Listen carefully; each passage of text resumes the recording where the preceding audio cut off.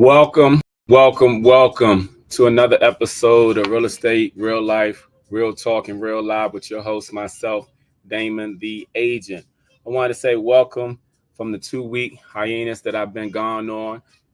Happy 4th of July to all of you who celebrated last week. I also want to give a special birthday note out to several people. This is the month of July, and in July, there are a lot of people in my family who actually have birthdays. So first of all, rest in peace to my father, William Brockenberry. His birthday was July 2nd. My aunt, my favorite aunt, her birthday was actually July 6th. My grandmother and my cousin, their birthday was July the 7th. My son, his birthday is actually Monday coming up, July 15th. My youngest daughter, Zariah's mother's birthday is actually today, July 12th. And there's a host of other people's birthdays in July, but I just want to give a quick shout out to all those people who have birthday celebrations in July because I'm surrounded by so many cancers. So, as always, I like to begin my real estate segment talking about the wonderful world of real estate. And today I want to talk about an ARM, which is an adjustable rate mortgage. Alexa, stop. Yes, an ARM, which is an adjustable rate mortgage. The reason why I want to talk about an ARM is because there are numerous reasons. Sometimes people see houses that are priced kind of high, such as like $1 million homes. And sometimes people are like, well, how can they even afford those? An ARM is a good way to get into a house. Now, the use of an ARM, you have to be very smart with it because like it is an adjustable rate mortgage. The term adjustable rate mortgage refers to a home loan with a variable interest rate. With an ARM, the initial interest rate is fixed for a period of time. After that, the interest rate applied on the outstanding balance resets periodically, monthly, or yearly. It's just sometimes you don't know. So sometimes ARMs are for people who want to own a home for a short term, a period. Like for example, before the housing market burst in 2008, there were plenty of people who were actually purchasing homes using an ARM because they didn't plan on holding on to the home for a long time.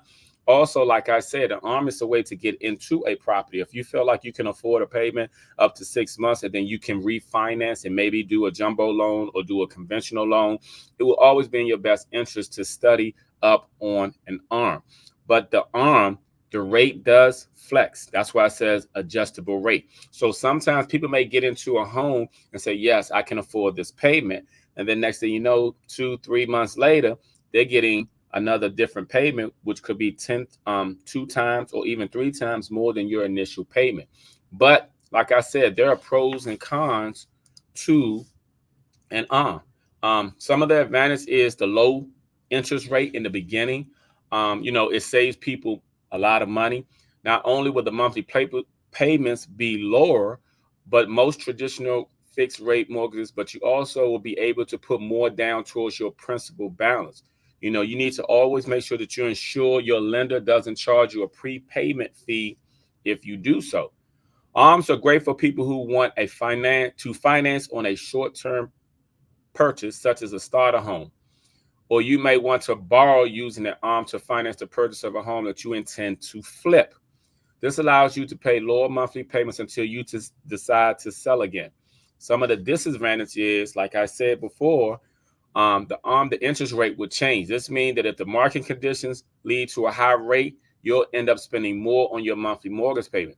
And that can put a dent in your monthly budget. And sometimes it can also be unaffordable to some people who may feel like I can afford this payment. But now, like I said, your payment turns around and double or even triple because it has happened. I've seen people use an ARM. Their mortgage payment may be $1,700. Next thing you know, their mortgage payment is $4,200 because they used an ARM. So you have to be smart with using an ARM, but it's very beneficial if you plan on being in a home for a short term. So just remember that the rate can and then most likely will change because a lot of times the rate is connected to what's going on in the market. It's like people have been questioning the interest rate, like they're waiting for it to go down, which they're going to be waiting their whole life because when it was down a couple of years ago. That was a historically low time and period. Now people feel like because they missed the boat or they've been spoiled by what it was, it's not coming back. So, but A.R.M is a great tool to take into consideration if you want to get into a home. You feel like sometimes the payments are too high. And like I said, there are a lot of people who have $1 million homes who get into the home using a jumbo loan, or they may use an A.R.M. But it's always best to speak with an experienced lender when it pertains to using an A.R.M. You know, like I mentioned previously before, there are several loan products. There's the FHA product, there's the conventional product, there's the VA loan, there's the jumbo loan, and then, but there's the A.R.M as well too. So it's an adjustable rate that can be used on any of those, mainly on conventional jumbo products. It can be used on those products. But again, I advise you to always speak with your local lender so your local lender can always advise you properly and accordingly. Okay, so hold on for 1 second while I come back.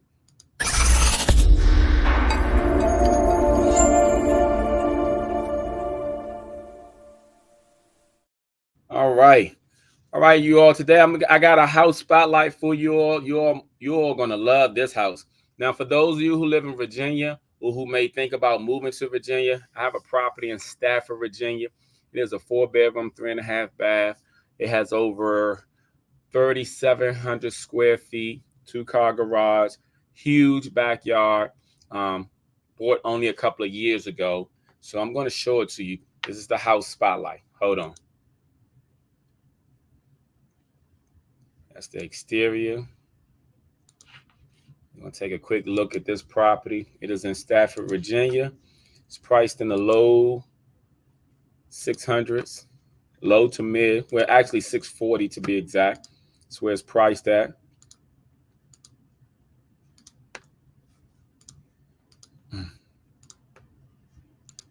So,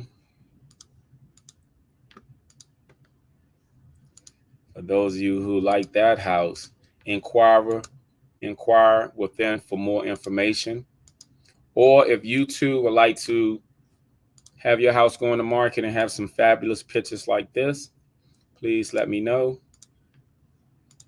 Licensed in DC, Maryland, and Virginia. This is the house spotlight. So I wanted to show you all that real quick.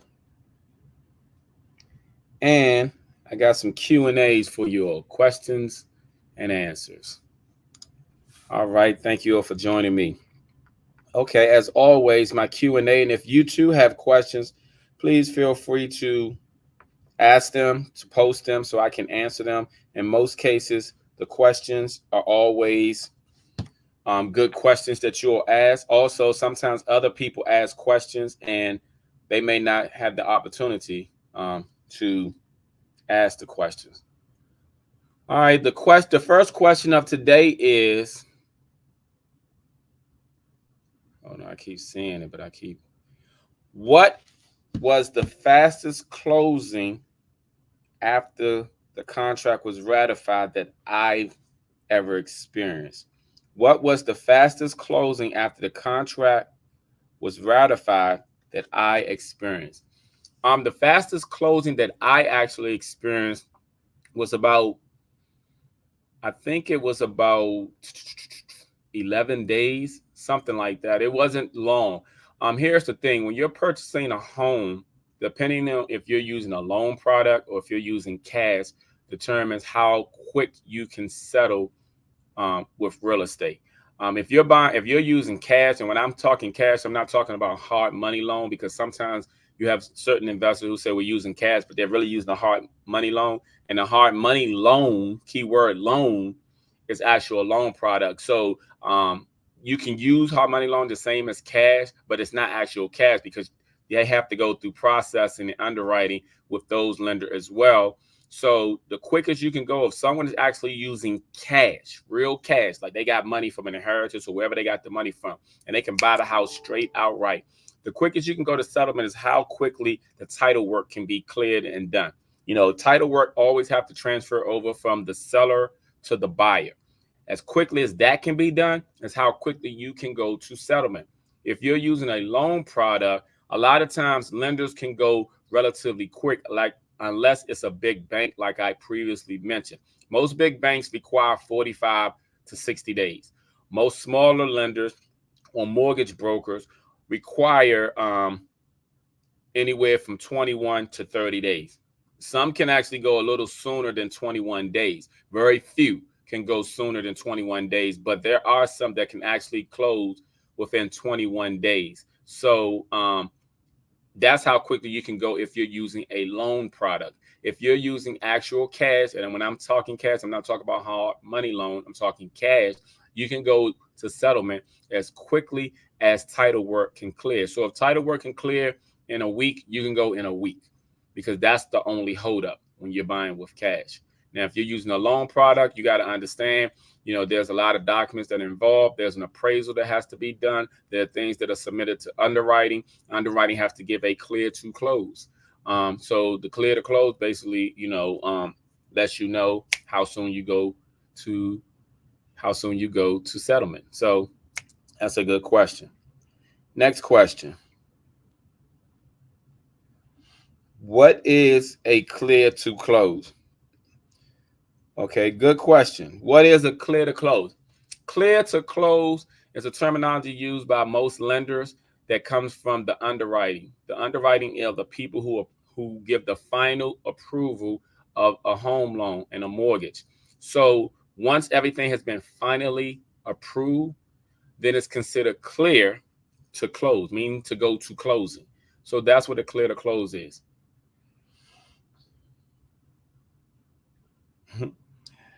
What is underwriting? Okay, that's good. Underwriting are the people who, let me put it in layman's term, are the people who make sure all the documents that are submitted by the borrower from the lender and that everything has been processed and seen with a fine tooth comb, that everything is good to go. They are the ones who are like the auditors of the file, the auditors of the loan. So underwriting makes sure everything is good to go, so that there are no issues. That everything has been taken care of, that the title work has been done. They make sure that the loan product is done, make sure the borrower has submitted everything they said they were going to submit, and that people are qualified to actually borrow. Because in some cases, people get pre-approved for a home loan, but that doesn't necessarily mean that they actually make it too clear to close. There are plenty of people who've gotten approved for a loan, but didn't make it to closing because underwriting has denied their loan for some reason. For example, if there have been taxes owed, they may deny that. If there's something owed to, like, let's say an old apartment that you didn't pay, they may deny that. They want to make sure that once they approve the loan, that as a borrower, that you're able to continuously pay the monthly payment. So underwriting does an audit on everything to make sure that everything is good to go. That's been submitted to them from the lender, that's been submitted to the lender from the borrower, who is the person who's actually buying the home. Hope I answered those questions clearly for you all.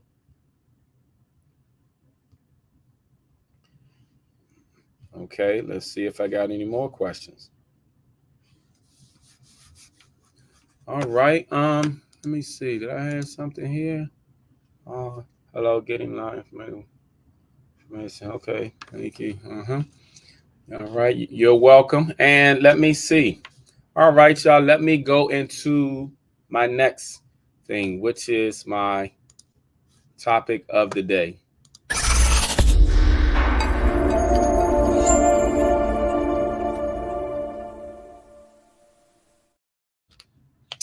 Thank you for joining me as always. Now, before I go, I'd like to say, please follow me on all social media platforms. I am on Facebook, Instagram, Twitter, LinkedIn, YouTube, TikTok, Snapchat, and LinkedIn.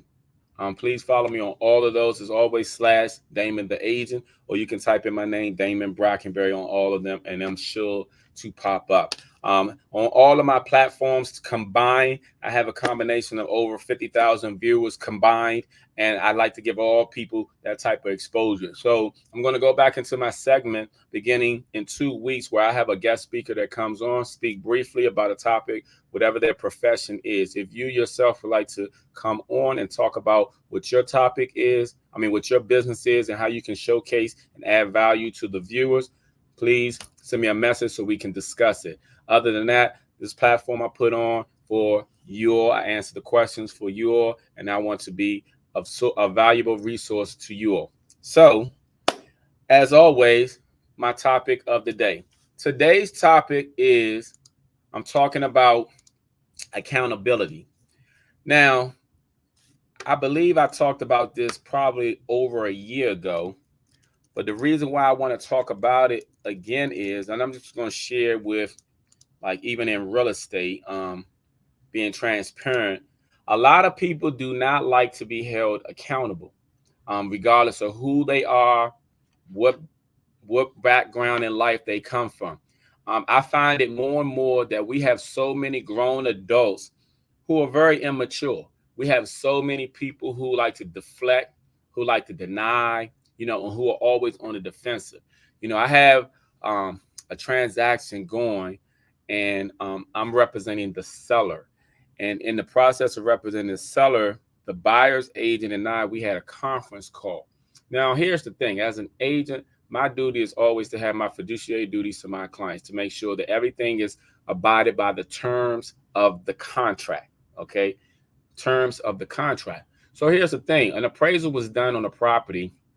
The buyer never provided proof of the appraisal.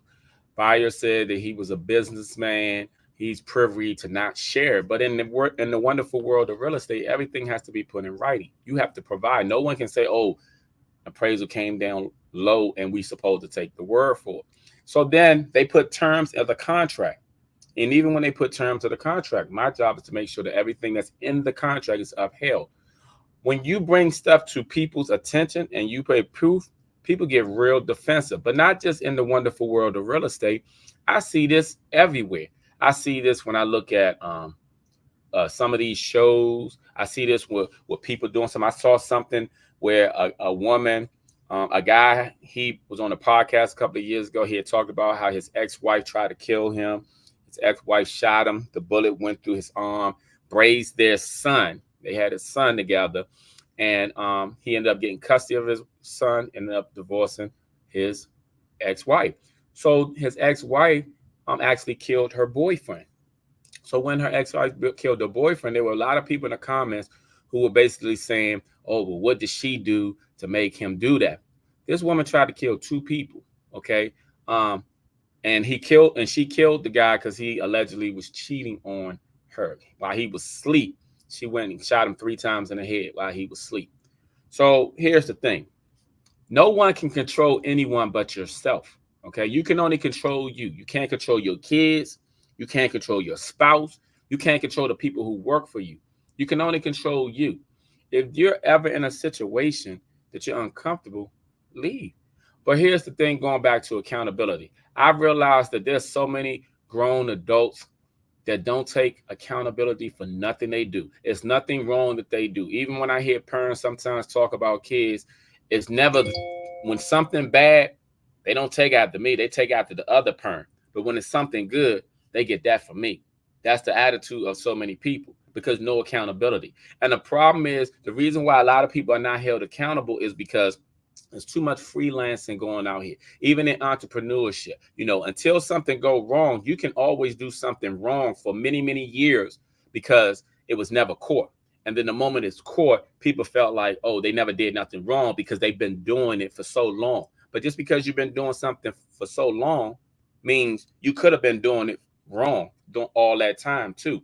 But there's a lack of accountability with so many grown folks out here that it's pathetic. We wonder why our kids are so messed up. We wonder why these young people are out of control. A lot of times it has to do with the parent or the lack thereof parenting, because even I've seen when bad kids are acting bad in school and the parent come up, the parent want to defend their bad child if somebody say something to their child. The lack of accountability, the lack of being responsible, the lack of being mature. See, we have so many immature grown people out here that it's ridiculous, y'all. You got to learn that in this world that we live in, there's a certain amount of time that each of us have. Use your time wisely, okay? Don't waste time speaking with people who are unreasonable. Don't waste time speaking to people who don't take accountability for the role that they play in anything. In anything. I don't care if it's a relationship. I don't care if it's your job. I don't care what it is. Because here's the thing about people and wanting to be held accountable. Most people don't want to be held accountable. That's why sometimes when people do bad, they'll gravitate to the people who are going to justify their bad behavior. And they don't want to deal with the people who are going to hold them accountable for their wrong behavior, because that's the way we live. We live in a society like that. And see, there's a reason there are rules in place and there are laws in place. You know, don't get me wrong. Sometimes these laws don't apply to everybody, and these rules don't apply to everybody. But there's a reason why they were created, and it's to keep people held accountable for the things that they do. So, only thing I have to say is when it pertains to accountability, there's a lot of lack of it that's going on out here. You know, it's sad to be honest with you when you hold a conversation with some people and people don't want to, everybody is so selfish these days in this world. It's like we live in a selfish society. We live in a me society. It's all about me. Family is not even close like it used to be because so many people are selfish and so many people are all about themselves. But at the same time, you have people who lack accountability in the role that they play that sometimes make people like that. So when it pertains to being accountable, I just want to say that I pray that each and every one of you are being accountable. Because here's the thing, the only person that you can really be held accountable for is yourself, not your kids, not your spouse, not your parents, not the people you work with or the people who work for you or vice versa. You can only be held accountable for you. So when it pertains to accountability, just make sure that you're accountable for all that you do.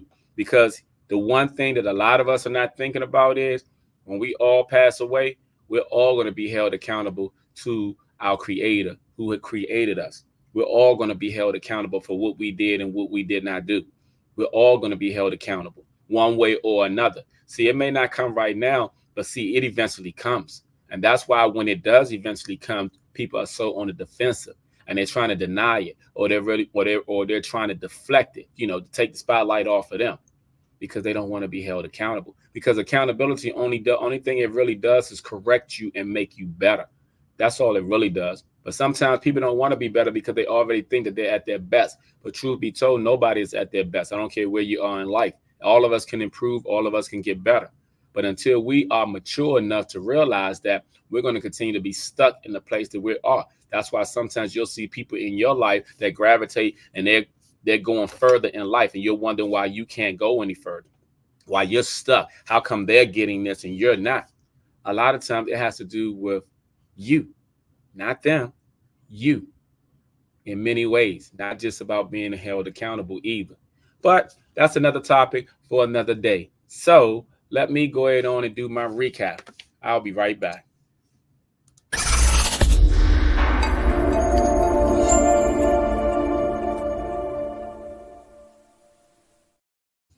All right, y'all.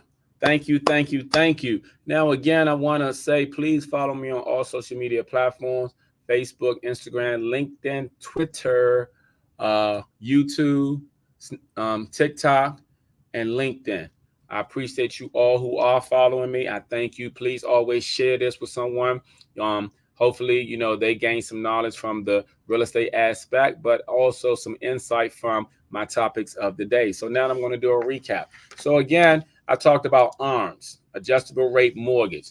There are pros and cons to an ARM. You know what I'm saying? The pros are if you plan on having and financing a property for a short term and trying to get the lowest interest rate possible. The con is that interest rate is going to change on you quickly. So just make sure you're ready for it if you do. And also talk to a reputable lender who can elaborate more so on if the ARM best benefits you. And then I want to talk about accountability. Listen, y'all, we live in a world where there are so many people who don't want to be held accountable for nothing. Sometimes it's our own kids who don't want to be held accountable for making a mess when we tell them to clean up and they don't want to clean up. Sometimes it's your own whoever people you work with when they got an assignment due and they want to just not do it and everything, and then when it's time to have the meeting, they didn't do their part.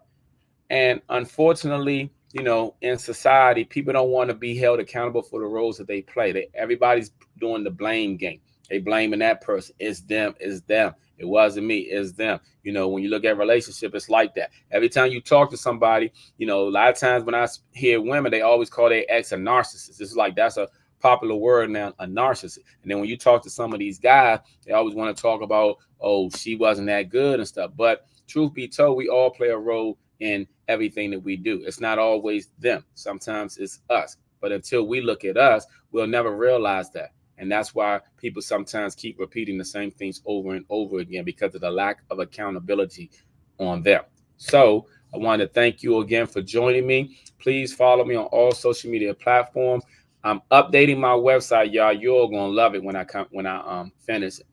But I'll let you all know on the next show soon. So thank you for joining me for episode 110 of Real Estate, Real Life, Real Talk, and Real Life with your host, myself, Damon, the agent. I shall see you all next Friday.